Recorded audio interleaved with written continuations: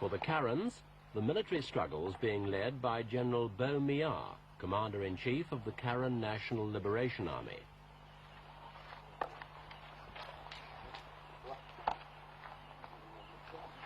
Like most of the Army's top brass, the general's based on the Thai side of the frontier, but he keeps in regular contact with his troops, with visits like this one to the training camp of the Army's 7th Brigade.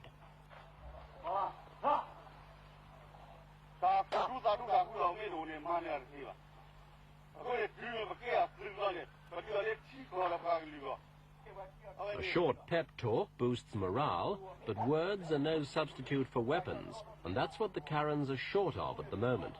Many of their arms are old, and new ones are both scarce and expensive.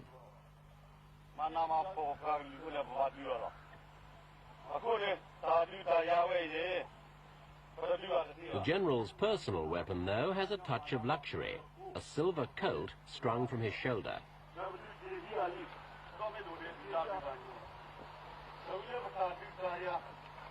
These are raw recruits, but the Karen army's had plenty of opportunity to gain experience. It's been fighting this war since 1948, when Burma gained independence from Britain.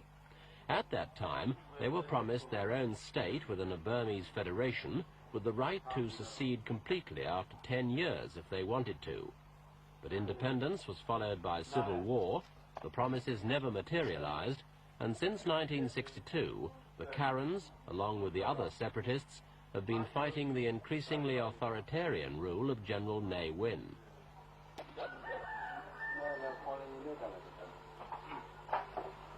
It's been a long, hard struggle for the Karens, and it's not getting any easier.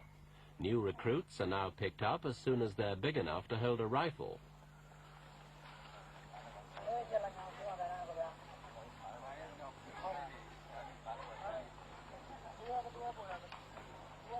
These youngsters are among a group of about 100 boy soldiers currently undergoing training at a camp further into the heart of Karen country.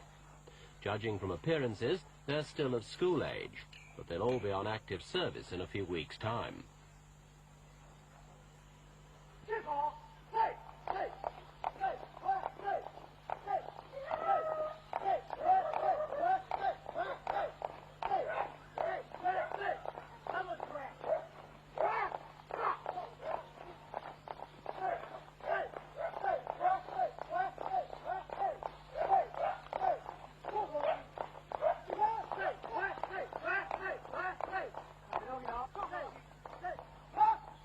The man in charge of training is the Karen's intelligence chief, Colonel Marvel.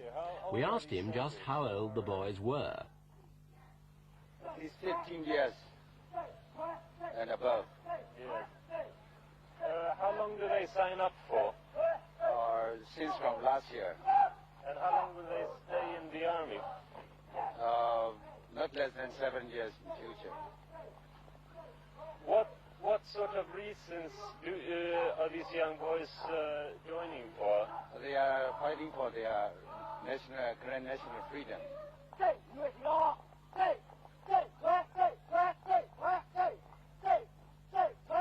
Although there's plenty of snap in the training, most recruits go on active service without ever having fired a shot, because the army can't afford the ammunition.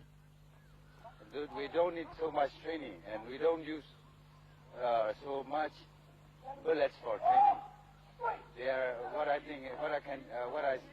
could say is they are gifted. What is the casualty ratio? Do you have a lot of casualties? No, very few. How many in, say, the last month? Not exceeding up to 30. So there's a lot of engagement with the enemies. So more than 20 engagement. How many soldiers are there in the Karen army at this time? Well, I cannot say exactly, but not less than 10,000 armed personnel right now.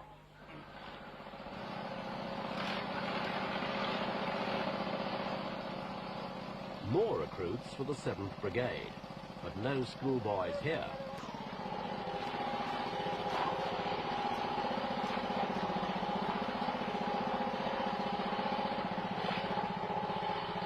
There are 50 girls in the 7th Brigade alone. Although they're all armed, they're not used in combat, at least not yet. They perform traditional feminine duties such as nursing and teaching, but they also provide the village security force or home guard, thus releasing more men for the front.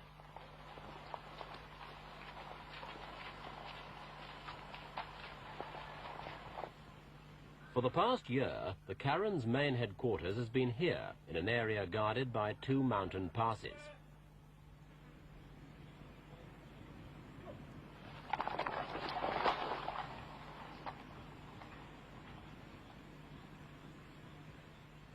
Although the army's 10,000 strong, there's rarely more than a few dozen training here at any one time.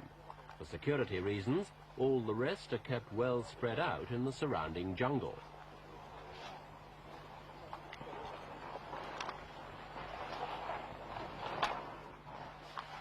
The name of this place means Fields of Victory, and the Karens have abundant faith that that's just what they will be.